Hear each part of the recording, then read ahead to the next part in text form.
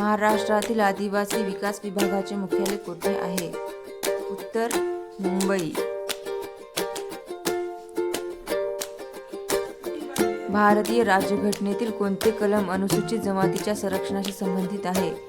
उत्तर कलम 46. प्रश्न 3. महाराष्ट्रातील आदिवासी विकासासाठी किती प्रादेशिक कार्यालय आहेत? उत्तर 4. प्रश्न 14. महाराष्ट्रातील सर्वाधिक आदिवासी लोकसंख्या कोणत्या जिल्ह्यात आहे? उत्तर नंदुरबार. प्रश्न 5. खालीलपैकी कोणती अनुसूचित जमात आहे?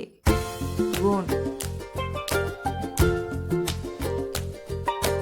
प्रश्न 6. एकलव्य मंडलेला निवासी शाळा कोणाशी संबंधित आहे? अनुसूचित जमातीच्या विद्यार्थ्यांसाठी. प्रश्न 7. महाराष्ट्रातील आदिवासी विकास विभागाच्या कोणत्या शासनाच्या अखत्यारीत येतो? महाराष्ट्र शासन.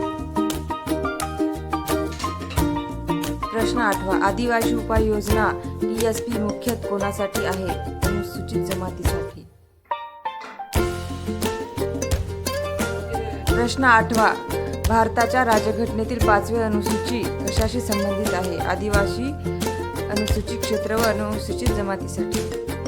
आदिवासी विकास विभागाचा मुख्य उद्देश काय आहे? आदिवासींचा सर्वांगीण विकास. प्रश्न 11. अनुसूचित जमातींना इंग्रजीत काय म्हणतात? Schedule tribe.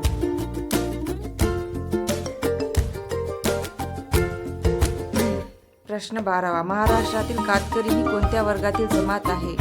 अनुसूचित जमात. प्रश्न 13. आदिवासी विकास विभागाचे काम कोणत्या क्षेत्राशी संबंधित आहे? शिक्षण, आरोग्य व विकास. महाराष्ट्रातील प्रमुख आदिवासी जमात कोणती आहे? गोंड.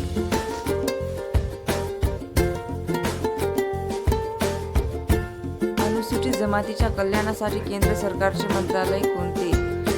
जनजातीय कार्यालय मंत्रालय. प्रश्न 16. एकलव्य निवासी शाळांमध्ये शिक्षण कोणासाठी असते? ST विद्यार्थ्यांसाठी म्हणजेच अनुसूचित विद्यार्थ्यांसाठी. प्रश्न 17. महाराष्ट्रातील आदिवासी विकास विभागाचा उद्देश काय आहे? अंतराळ संशोधन. प्रश्न 18. आदिवासी विकास विभाग कोणत्या प्रकारच्या योजना राबवतो? शैक्षणिक व आर्थिक विकास योजना.